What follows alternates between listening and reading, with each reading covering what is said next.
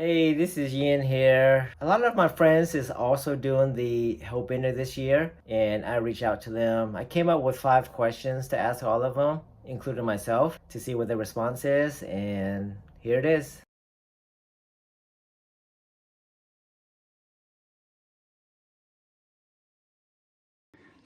Better late than never, right, Yen?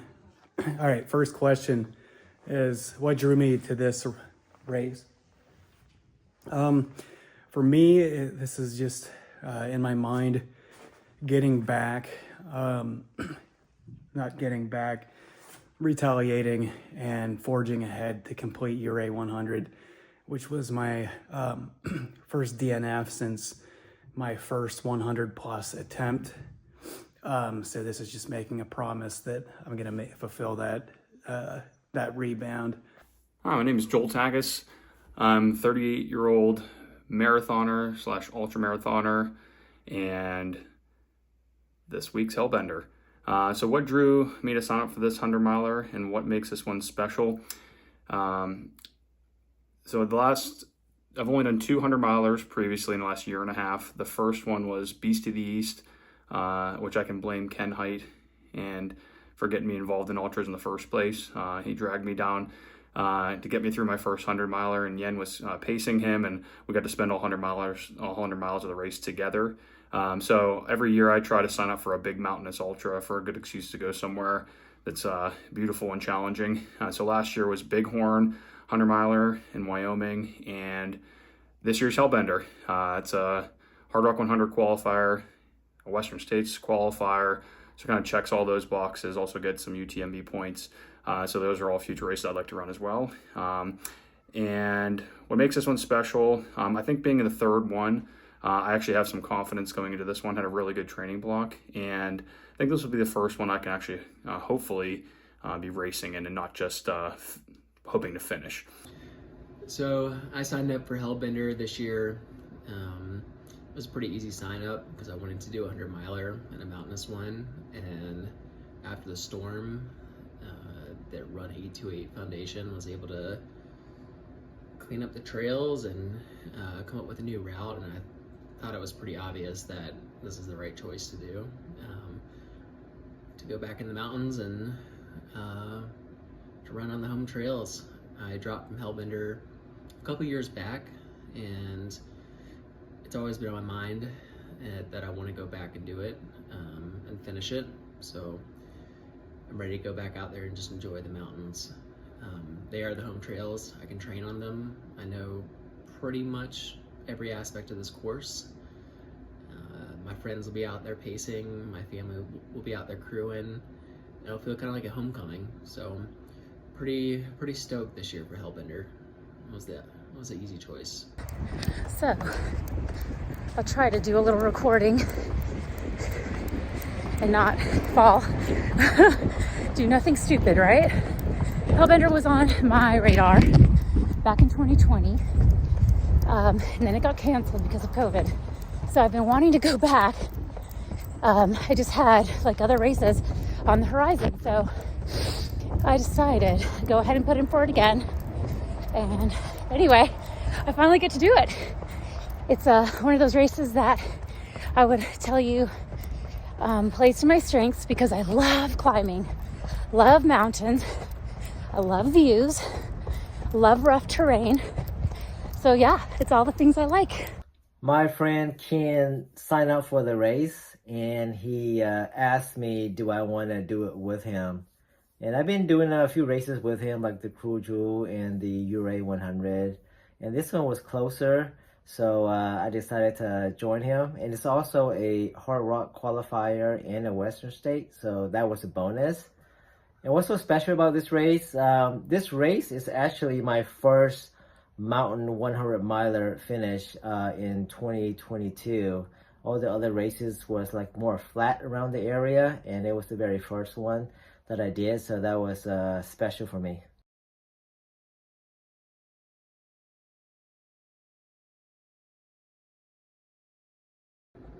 My biggest goal going into this race, I definitely want to finish it, but I want to leave everything out there. run it intelligently, but be completely drained by the end, and go deeper than I ever have. That's the goal. And with that, I hope it leads me to the win. I would also be happy with this podium.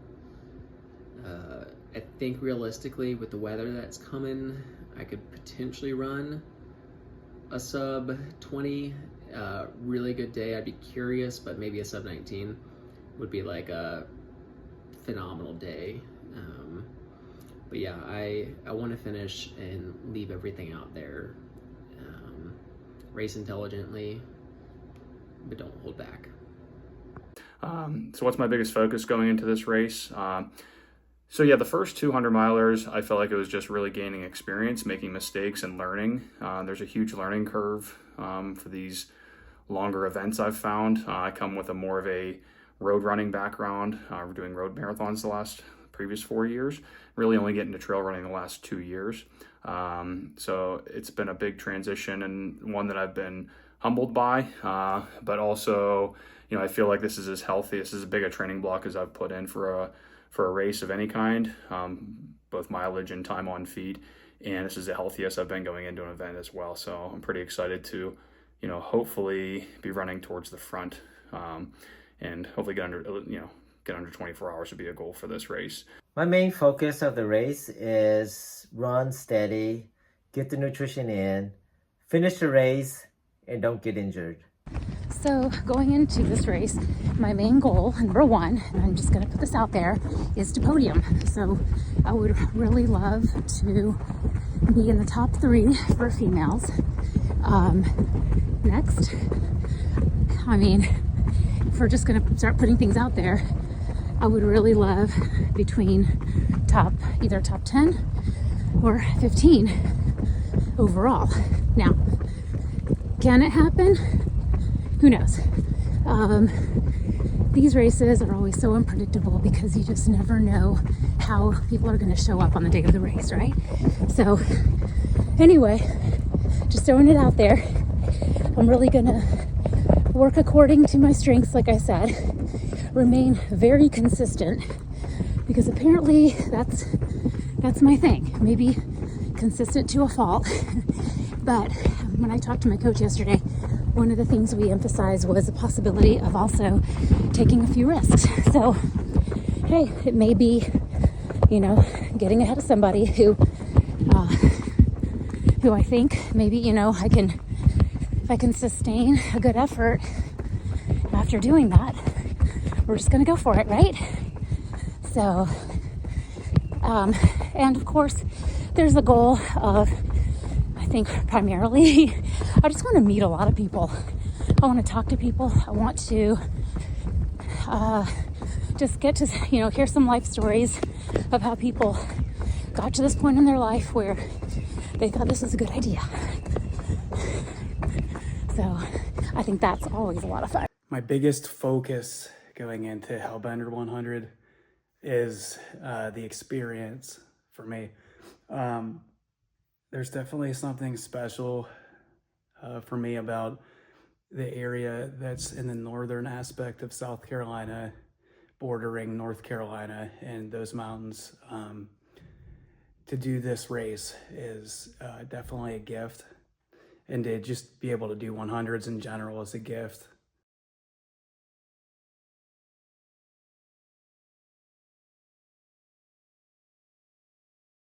What part of the course am I most excited about or nervous for? I think really the crux of the race looks like after mile 19. Once you leave Graphite and do that big climb up Heartbreak, and then you have that second climb on Gray Mountain. But I think I'll be more nervous for actually the descent down Heartbreak rather than the climb. I don't mind the climb so much. It seems like those really long sustained descents are what can really blow your quads a little bit later in the race. So I think once we get through about mile 55 after that big descent down Heartbreak, hopefully it'll be all downhill from there. I don't feel super nervous. I did the Mount Mitchell Heartbreaker a few weeks ago, and that went really well. I didn't expect to win that day, but the good news is I got to see quite a bit of the course. I think I did anyway. And I'll get to see all of that again. Some of it, a few times this coming Friday, going into Saturday. So I'm not super nervous. Again, for the most part, I know what to expect in these races, and I know how to handle emotions pretty well. And I know that not everything is going to go great. I am most stoked about running the last 25 miles. Once you summit Kitsuma and start coming down, it gets really runnable. I'll be with my buddy Tim Nooney and my buddy Brandon, and I'm ready to throw down the last quarter of a 100-mile race, the best I ever have. The part of the race that I'm looking forward to is the night section.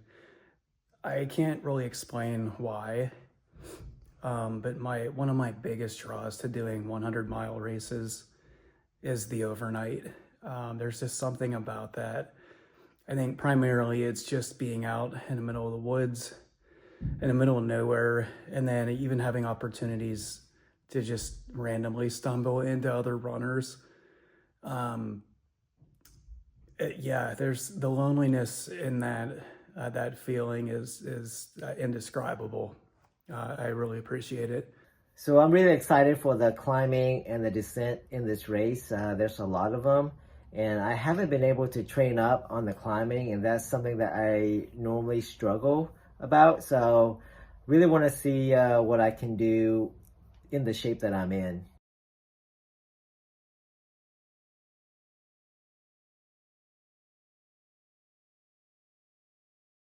So training has not been good for this race. I was in a fatal car accident in mid-December, and for a month or over a month, I wasn't able to do much. And doing rehab for a month, I was getting injured and re-injured myself. So not until the past probably month and a half that I felt pretty decent to get back. And the last few weeks, I've been able to hit the mountains. So hopefully I got my fitness back enough to finish the race. Truth be told, in terms of my training, this is not the most fit I've ever been. But I'm okay with that. I'm trying to balance a lot of things right now. And I've been really successful in terms of what my goals have been, more so from an overall life style perspective, and spending time with my family, putting it all together. I'm just happy to have this experience of doing Hellbender in just a couple days. Training's been great. I've really, we're fortunate, in Western Pennsylvania, we live less than a half an hour from the second biggest, highest peak in Pennsylvania called Blue Knob. So I've been able to put some really nice big days out in the mountain up here. And so feeling strong, feeling fit, and really ready to, get after the race this week. So my training went pretty well. I had like 8 solid big weeks, had a nice taper. Feel like the legs are coming back. The big thing about this block was that I enjoyed every single mile of it. There was never a time that I went out for a run in the trails, on the greenway, on the treadmill, that I felt like I had to be out there, or that I didn't want to be out there. I was just pretty grateful and happy to be running in general. I don't think I overcooked myself, but I was able to get in a lot of climbing and work on my weakness, which is climbing. So I would say overall the training block went really well, and it was like 8 or 10 weeks. Depends on how you look at it, but it was just long enough to get fit and get specific, but not too long that I overdid it. Come with me on a post Chick-fil-A 8-count nuggets meal run at Honesty.